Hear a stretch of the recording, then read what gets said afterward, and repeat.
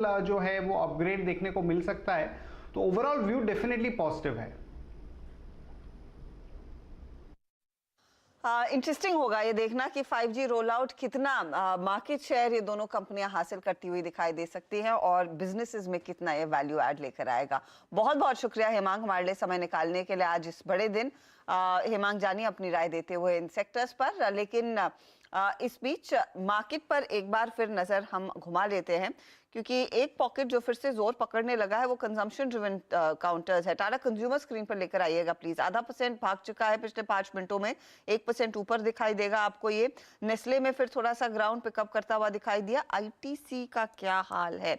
ITC आज हल्का सा थोड़ा सा साइडवेज ट्रेड कर रहा है, लेकिन टाटा कंज्यूमर में एक्शन बढ़ रहा है। राजेश सातपुते, वेरी क्विकली एक बार टाटा कंज्यूमर का चार्ट चेक देंगे आप? अच्छा जी, मुझे लगता है कि आज ओवरऑल ये पैक अच्छा है, साइडवेज है, लेकिन अभी मूव शुरू हुआ है। तो कहाँ तक जाएगा मेरे हिसाब से? अगर आपको इसको बीटीएसटी करना है, so this is the right moment. 800 के ऊपर बाय रहेगा, 820 से 825 का टारगेट रहेगा, और स्टॉप लॉस जो मेंटेन करना है वो रहेगा 794 का। ओके, तो ये 820 से 825 के लिए आप कह रहे हैं टाटा कंज्यूमर में एक अपॉर्चुनिटी तेजी का ट्रेड लेना है। एक और स्टॉक जो इस घंटे अपनी चाल और मजबूत करने लगा है वो है ओएनजीसी। वो भी लेकर आइएगा प्लीज स्क्रीन पर, 127 के लेवल्स। अच्छा, एक चीज है, एक तो रिलायंस की मजबूती, दूसरी तरफ बैंकों में आप देखिए एचडीएफसी बैंक का योगदान करीब 3% ऊपर। कार्यक्रम की शुरुआत में ये कुछ स्टॉक्स थे जो वीरू ने भी मेंशन किए थे, एलएनटी का चलना और अब ओएनजीसी का दोबारा पार्टिसिपेट करना।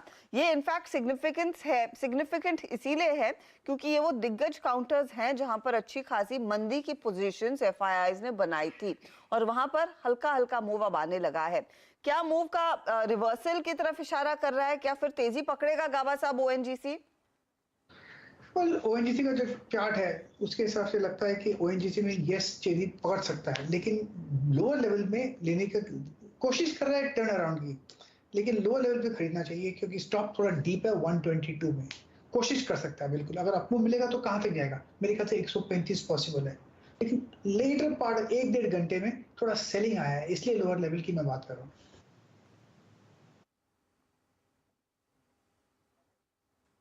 ओके, तो थोड़ा सा ये ओएनजीसी बाय ऑन डिप्स कह रहे हैं गाबा साहब, आधे % की हालांकि बढ़त देखने को मिल रही है। चलिए, इस बीच एक और पॉकेट ऑफ स्ट्रेंथ जिस पर नजरें रहेंगी और एक बड़ा ट्रिगर इनफैक्ट अगले सोमवार के लिए साबित होता हुआ दिखाई देगा, वो है ऑटो बिक्री के आंकड़े।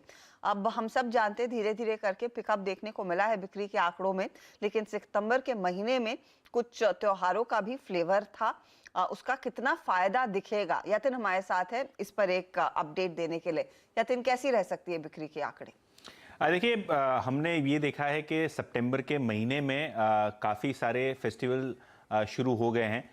पिछले साल अक्टूबर में आपको नवरात्रि शुरू होती हुई दिखाई दी थी और इस साल आपको सितंबर से ही फेस्टिव सीजन की शुरुआत होती हुई दिखाई दे रही है। तो कहीं ना कहीं जो ऑटो कंपनीज हैं अपने डीलर्स के पास इन्वेंट्री भर रहे हैं और मांग भी अच्छी है, तो दोनों वजह से आपको दिखेगा कि रिकॉर्ड सेल्स आपको पैसेंजर व्हीकल सेगमेंट में दिखेंगे।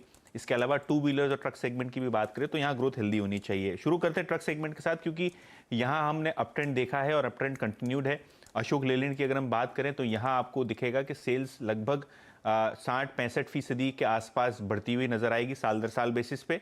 और टाटा मोटर्स के लिए भी दोनों ऑटोमोटिव सेगमेंट और ट्रक सेगमेंट दोनों ही बेहतर कर सकते हैं। इनफैक्ट टाटा मोटर्स की बात करें तो बिक्री का आंकड़ा लगभग 83,000 यूनिट्स रह सकता है और यहाँ लगभग 40% की ग्रोथ आपको दिखेगी। मारुति लगभग रिकॉर्ड सेल्स के आसपास आपको दिखेगा। फेस्टिव सीजन सेल्स में लगभग दुगनी होती हुई दिखाई देगी बिक्री।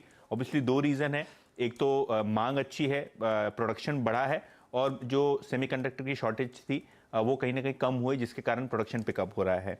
M&M ऑटोमोटिव क्योंकि नए लॉन्चेस अच्छा कर रहे हैं, खास करके XUV 700, यहाँ आपको लगभग 63-64 हज़ार यूनिट्स कंपनी बेचती हुई नजर आएगी। ट्रैक्टर सेल्स बिल्कुल फ्लैट होने चाहिए क्योंकि जनरली हमने ये ट्रेंड देखा है कि फेस्टिव सीजन में बजाज ऑटो की बात करें तो लगभग 10% की ग्रोथ यहाँ। हीरो मोटोकॉर्प पिछले साल का बेस थोड़ा बड़ा था और इस टाइम स्कूटर सेल्स में थोड़ी कमी आई, जिसके कारण आप देखेंगे कि सेल्स लगभग 5 लाख यूनिट्स के आसपास आएंगे। रॉयल एनफील्ड की बिक्री लगभग 77,000 यूनिट्स के आसपास आनी चाहिए। और टीवीएस मोटर्स एक्सपोर्ट मार्केट थोड़ा वीक है, लेकिन अगर हम डोमेस्टिक मार्केट की बात करें तो टीवीएस मोटर्स बेहतरीन प्रदर्शन दिखाएगा और यहाँ भी लगभग 8% की ग्रोथ आपको आती हुई नजर आएगी।